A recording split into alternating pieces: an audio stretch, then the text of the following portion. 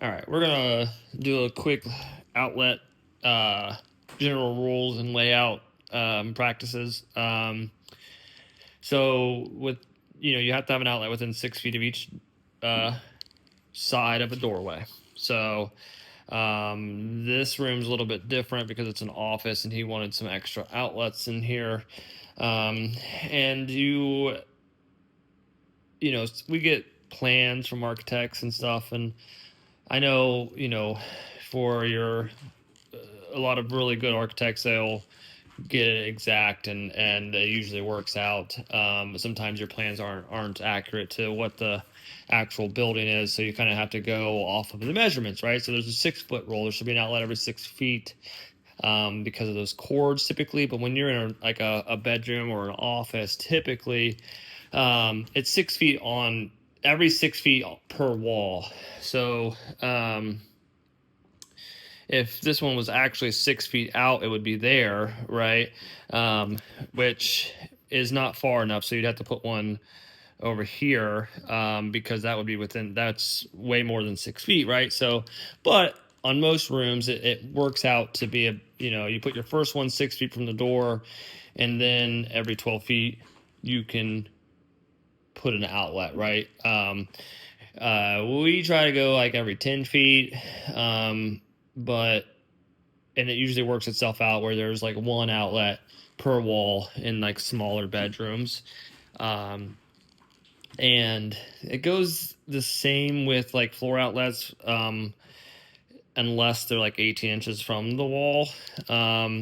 So yeah, so 6 feet, you would have an outlet roughly like there, and then 12 feet from there, you would get an outlet over here.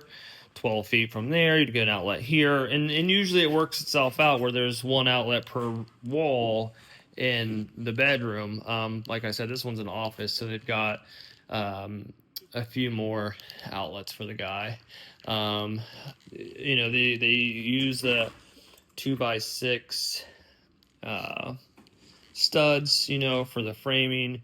And just a little tip for like DIY guys, you can, you have to have your holes in this an inch and a quarter in, or you need a P plate on here because they can hit it with a screw when they drywall or whatever. So you always want to try to get it as centered as possible.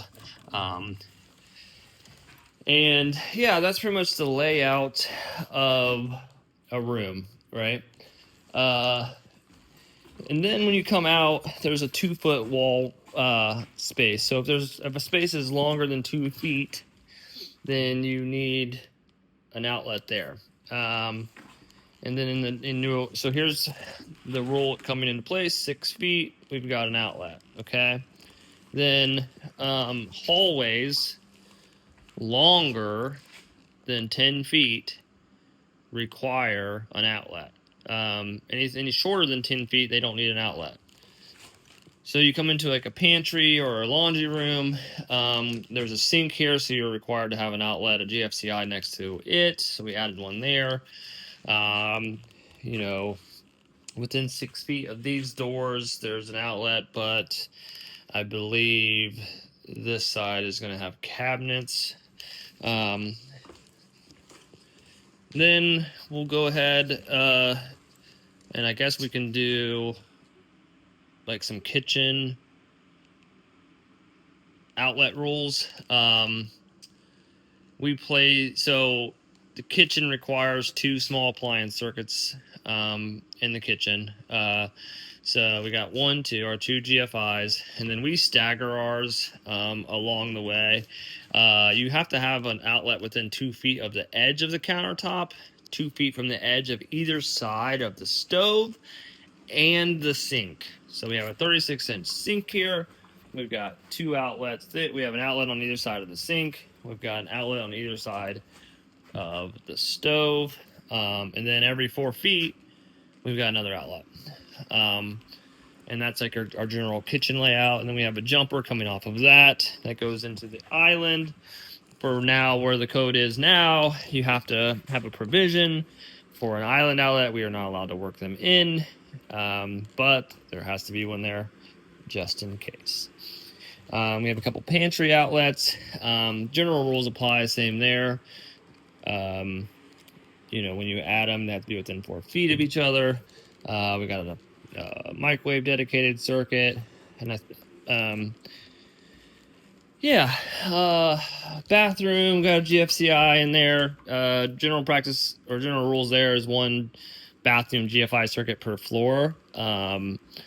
We tend to dedicate bathroom circuits just because hair dryers and all the hair stuff, we like to make sure they don't have any issues there. I think that's just some basic outlet info. We added a outside weatherproof, tamper resistant GFI. Front and back of the house needs an outlet, so we add one for them here.